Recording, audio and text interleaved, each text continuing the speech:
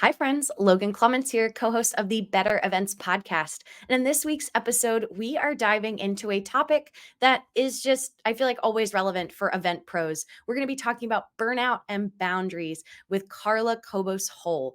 She is someone that I got to see recently speak at MPI's WEC, and I really enjoyed her take on burnout and just some of her reframing tools that she can offer you as an event pro. So stick around. Welcome to the Better Events Podcast. Join two event strategists, Logan Clements and Mary Davidson, who believe we can all create, host, and attend better events. In this podcast, you will learn about event strategy and actions that you can use today as an event host, planner, or manager. Hear directly from the people who are creating innovative and inspiring events today and tomorrow, and grow your business along the way. Now, let's get started, and thanks for listening to the Better Events Podcast. Hello, everybody. Welcome back to another week of the Better Events Podcast. We are thrilled to be with you today and our wonderful guests that we have on. But before we get into that, we want to remind you, if you have not heard yet about our new Better Events community, we've launched a community and we would love for you to join us in that space so that we can hear from more of you and that we can learn from each other. And so we will put a link in the show notes for our Substack where you can join and learn more. So be sure to check that out. And now I have the wonderful privilege to introduce our guest for today. So with over 20 years of experience as a meeting and event professional, Carla Cobos Hull is passionate about addressing the issue of burnout among planners and the importance of setting boundaries to enhance event planning practices. Having personally experienced burnout herself, she is deeply committed to sharing her journey of self-discovery and how it has empowered her to create more conscious and impactful events for herself and others. Carla, thank you so much for joining us today. Is there anything else you want to add to that wonderful bio? I am so excited. No, it's a bio. It's all good. More important is the conversation. So I'm very excited to get into the conversation and share with all of your listeners. And also thank you for having me in this wonderful podcast to Better Events. Yeah, thanks, Carla. We're just a little bit for our listeners of kind of why we asked you here. Carla had heard of our podcast and reached out about burnout and event pros. And I think we've had some talk about stress management in the past here on the podcast, and that resonated with a bunch of you. So we thought it'd be a great topic for our listeners. And then just a few weeks ago, I got to hear Carla present in person at the WEC conference for Meetings Professionals International. It's their annual education conference. And I think it was really helpful for me, Carla, to take that time, slow down, think a little bit about burnout. If there is work-life balance, I'm going to tease that. We're going to talk about that a little bit more. We're so excited to have you here, Carla. Very, very excited. Yes, it was quite an education session, and I'm here to share, bring to light a little bit, disrupt the industry in terms of burnout and boundaries. As you know, our industry is very well known for being number 3 now on the most stressful jobs in the world. And I wonder why. And one thing that came to light was the management of people that we have to do, plus everything else, and the expectations that they put on ourselves and also is expected by organizations. So I'm here to disrupt a little bit of that and talk about burnout, because people in the industry, or any industry, if we have to say it, right, they think burnout is okay. And friends, it is not okay. Boundaries are good for you, and burnout should not be part of your life. Yeah, we're going to dive more into it. I couldn't agree more, Carla. I think with our listeners, we always like to start kind of broad. So just to give them some context, they heard your bio, but how did you first get started in the event industry specifically? So I wanted to be a hotel manager. I do not know why, but I thought hotel management was my track. And, just life takes you. I did the whole program for, the meeting managing and training. And then I remember my director left, and he was like, Carla, why don't you come check this venue over here? And so I went to a venue, and then the owner said, oh, I needed a sales and marketing event person. And I was like, what is that? I'll do it. Right. So I was like, I'll do it. I don't know what it is, but I'll do it. I'll figure it out.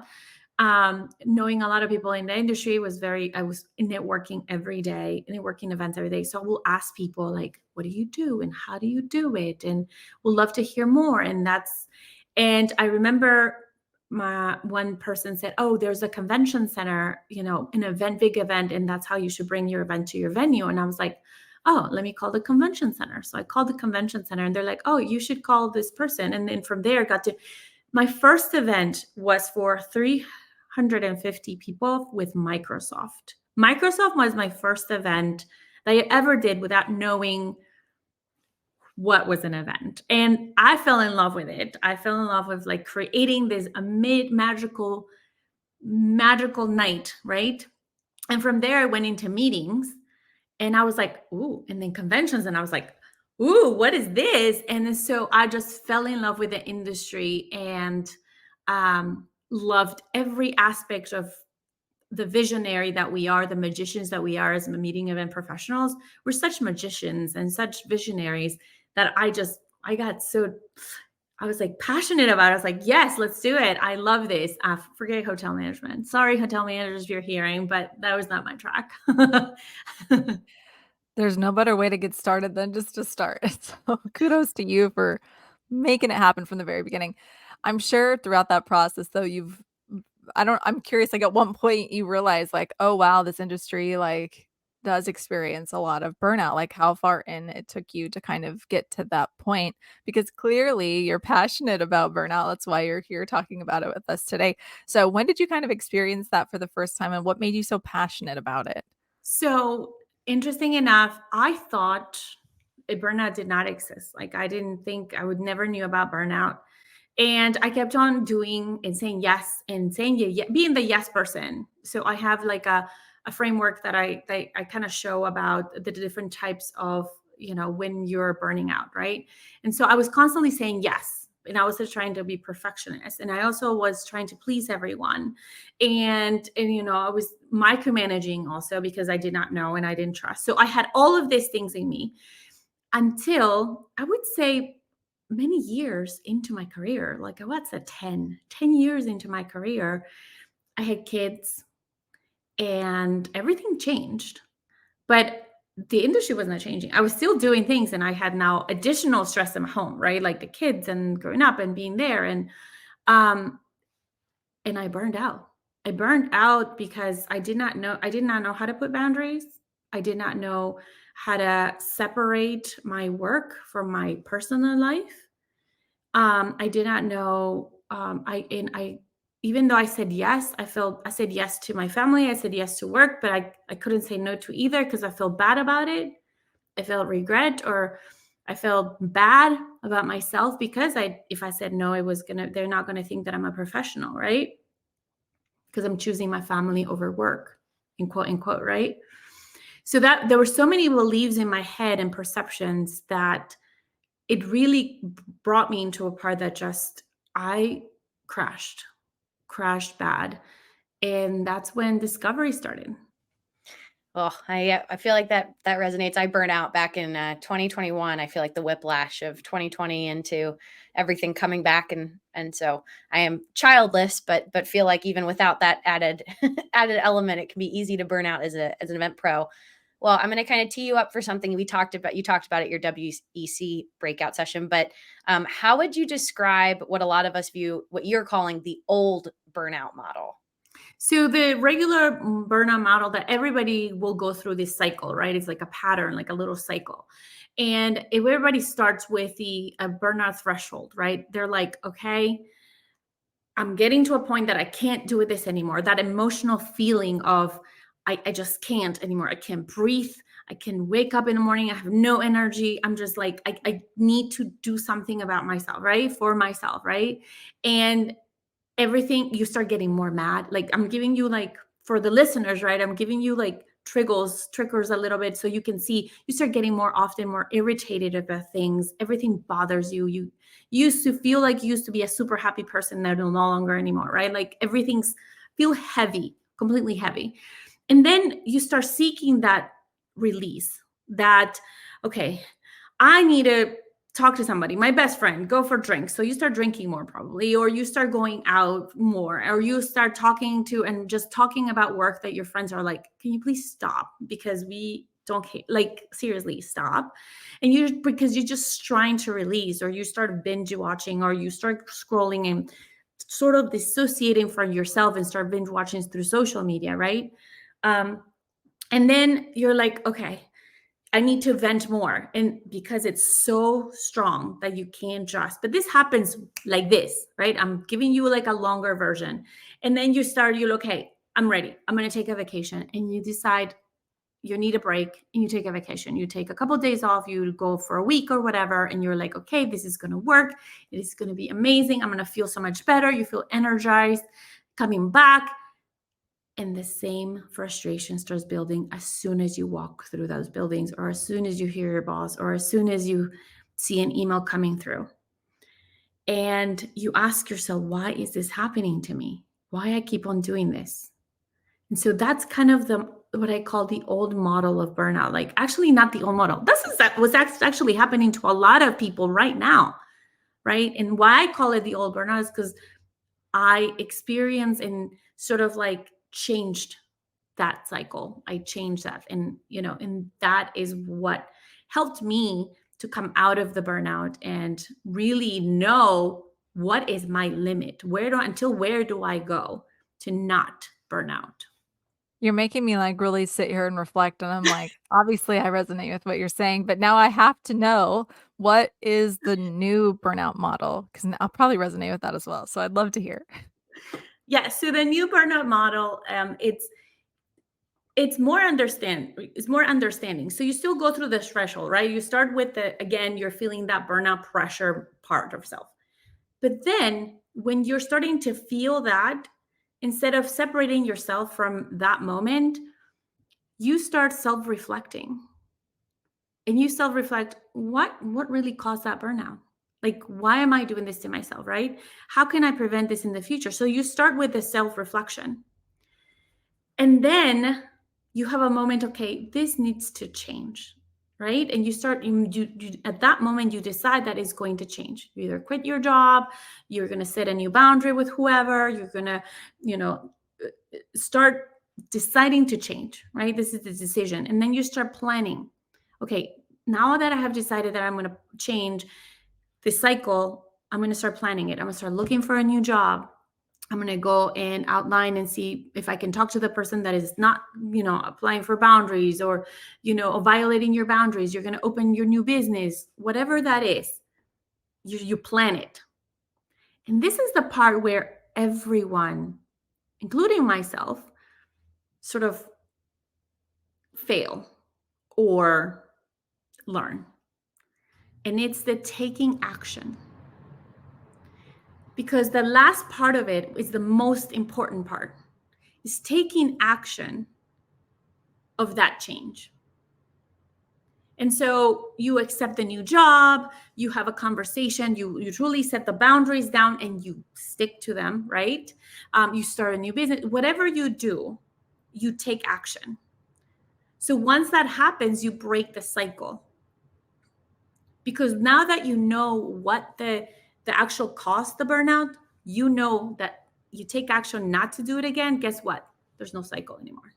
I like the take action part. Do you have any specific examples, Carla, you mind sharing? I don't know, personally, or, if you want to allude to maybe folks that you've worked with, of an example of that action they've taken. Cause I feel like in theory, I love the idea, but I'm struggling to be like, what's an example of that? Well, it's an example of, so I was working for an in-house company, right? And the pressure it was too much. The pressure, I was in charge of everything and I needed to be there all the time.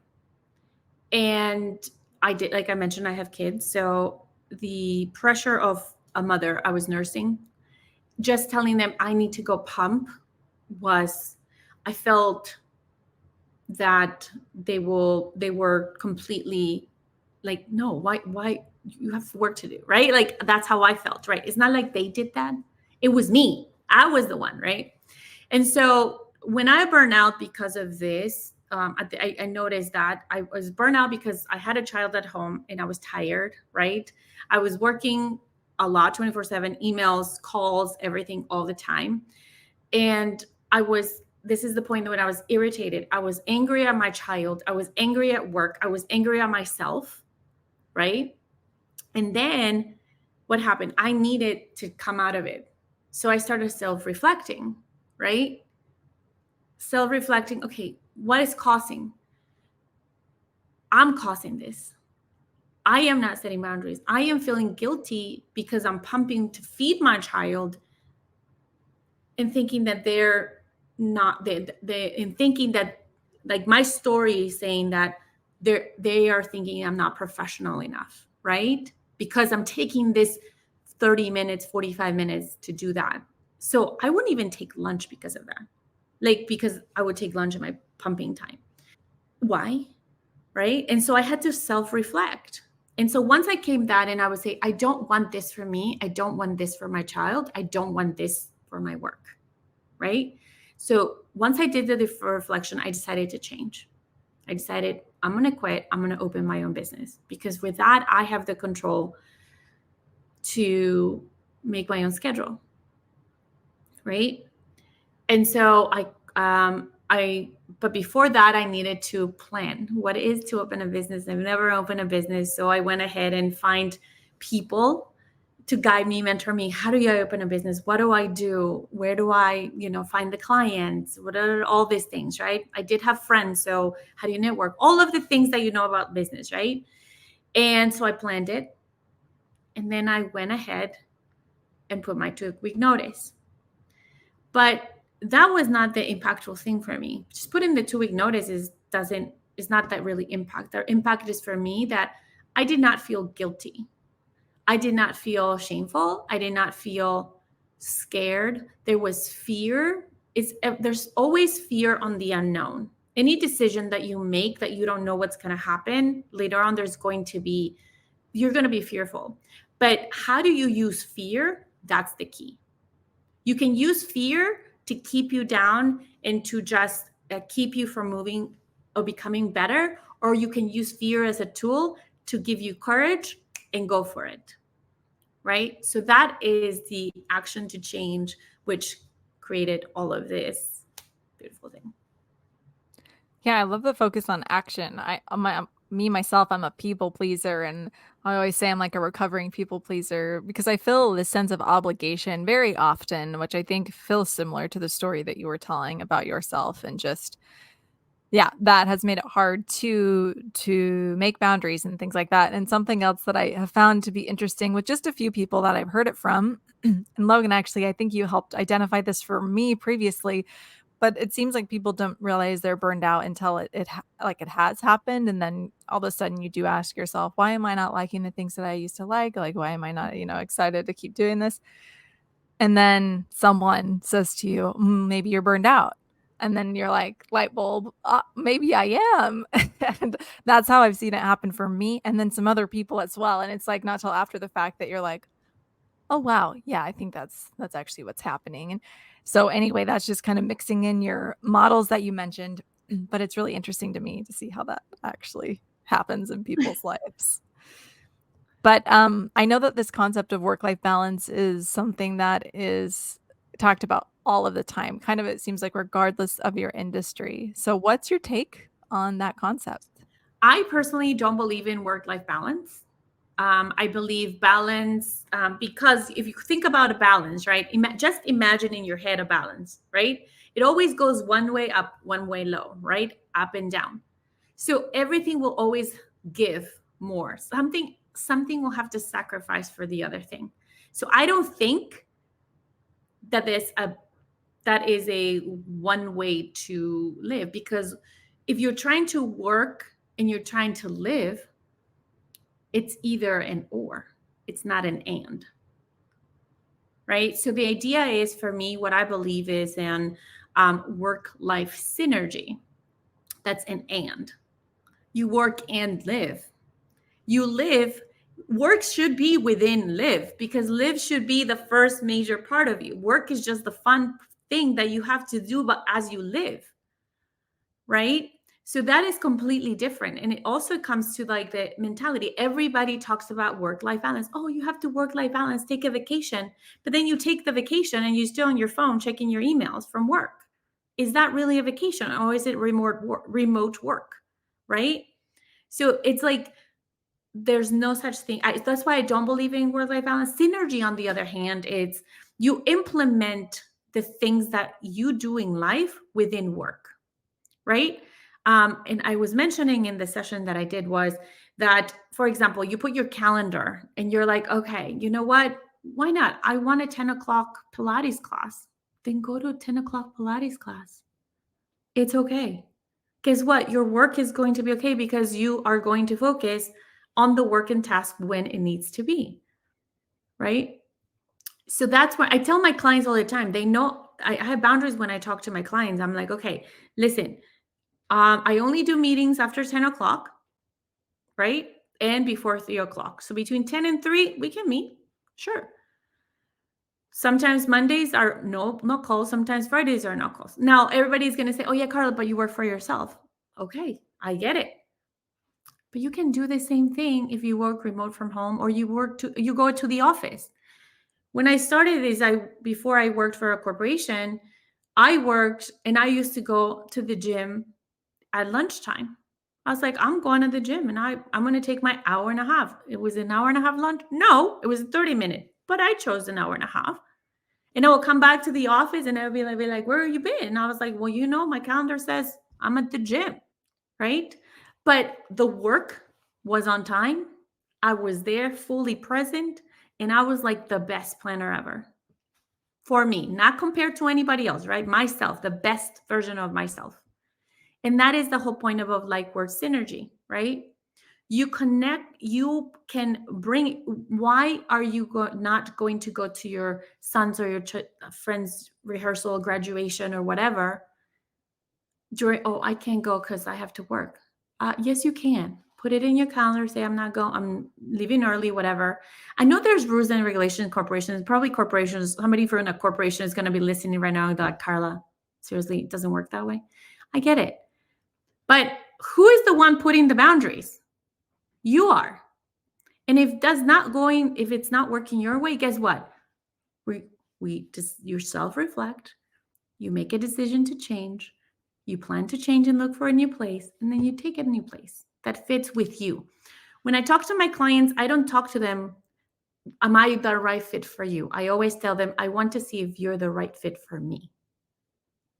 Right? Because I do not want I don't want to work for a company that is completely going to micromanage me or say, oh yeah, we care about our employees and all these things. We give you 4 weeks paid vacation, but then nothing happened. They're just like doubling up the work and not really considering you. So it starts from you. You make the boundaries no matter where you are.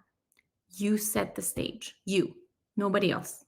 I think that flows really nicely into my question and you talk about, boundaries and things like that. And I know I'm one that probably has a but that comes up because I'm like, I love boundaries. I'm very pro boundaries, but as an independent planner, I work with a lot of different clients. And so just kind of, you touched on it a little bit, but just what is your advice for managing personal boundaries when you are working with different clients that have different work streams? Like I think your example about no calls before 10 a.m. is like, to me, I always like, it's aspirational because I get added to teams where it's already an existing 40-person call that doesn't fall within that window. So am I compromising? Like, then am I throwing my boundaries out the window? Is this an exception because I personally can't change it? Like what is your advice to someone who's managing different workflows? So what I say is like, you have to know your client. Like again, the client fits me, right? If a client comes and says, no, you know what? I need you to be 24 hours and stuff. You know what? I appreciate the business. I'm not going to take it. Now that's really hard. As an independent planner, it's really hard. Why? Because what do you think about when you say that? Finances, right? Everybody thinks about finances.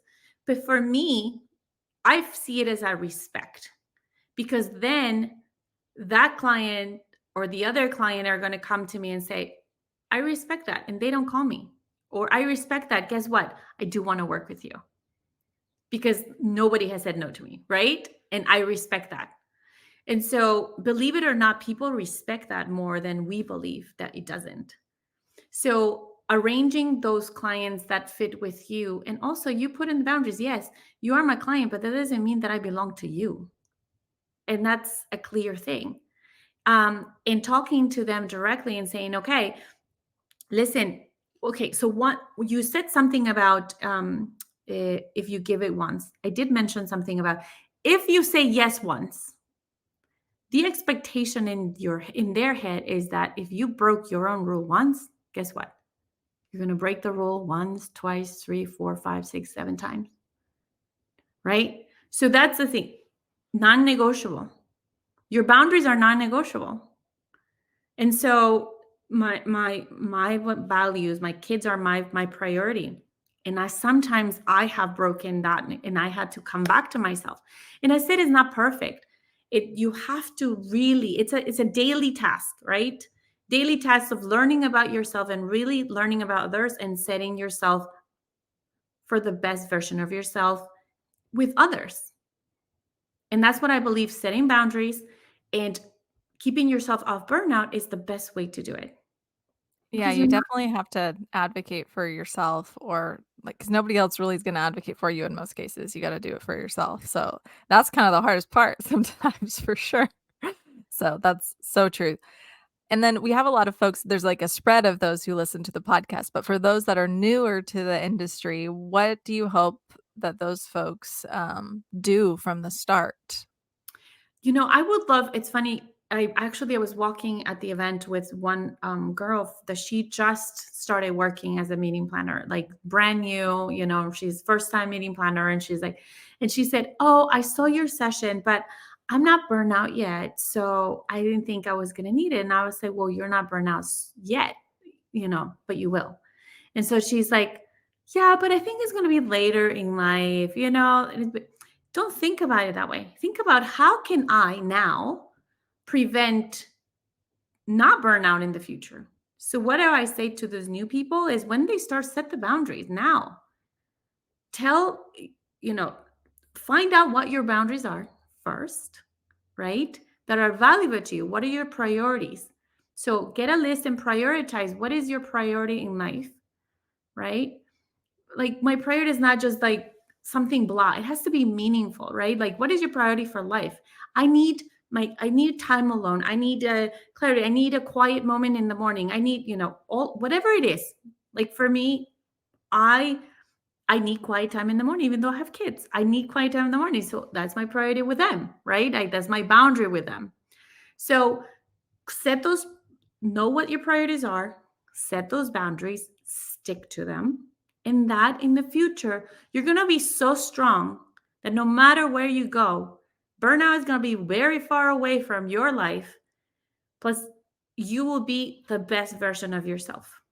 Carla, I mean, I feel like we can keep talking about this because we're not solving all of burnout here, but I feel like you've given our listeners a lot to think about. But before we wrap up this episode, is there anything else that you'd like to add that we didn't get to? I would love for, like I said, for new in the industry or old timers in the industry to really reconsider themselves, because I can't change the industry by myself, right? Everyone has to put their foot in. For a company to change the way they manage people, the people in the company have to make that change for themselves first and then all together. So my ask to everyone is to start saying something to your organizations. Be like you said, Mary, the advocate for yourself. Advocate, say it. No, you're burning us out. Like stop, right? It starts from there. The more we do it, the more companies are going to change, the more the industry is going to change. I do not want to be part of an industry that is number 3 in the most stressful jobs in the world when we are not heart surgeons, right? We're not saving a life. And that is the thing that baffles me the most. So I want everyone listening to really advocate for themselves and start saying no. It's a great place to start. Thank you so much for that call out. And then where can listeners find you if they want to stay in touch with your journey and all the words that you've shared today? Well, they can find me on the socials, Instagram at Unleash Carla, Unleash with Carla. They can have my website, Unleash International. Also, I do want to share I have a 7 podcast series to go deeper on this, that is free on my website, so they can go and listen to that. So I'm sharing with all of your listeners. And like I said, I'm very active on LinkedIn, Facebook. Friend me, send me a note, ask me questions. I'm here to really shake the industry. So help me out, people. Thank you so much, Carla. It's been a pleasure. Such a pleasure. Thank you, Logan. Thank you, Mary, so much for having me here. And with that, that brings us to our bonus tip this week, which Mary, you have. What's your bonus tip for us? I certainly do. Okay, our bonus tip today. Honestly, this may have been a bonus tip before, but I felt like it was a good time to bring it back up. So, my bonus tip for today is to streamline your systems.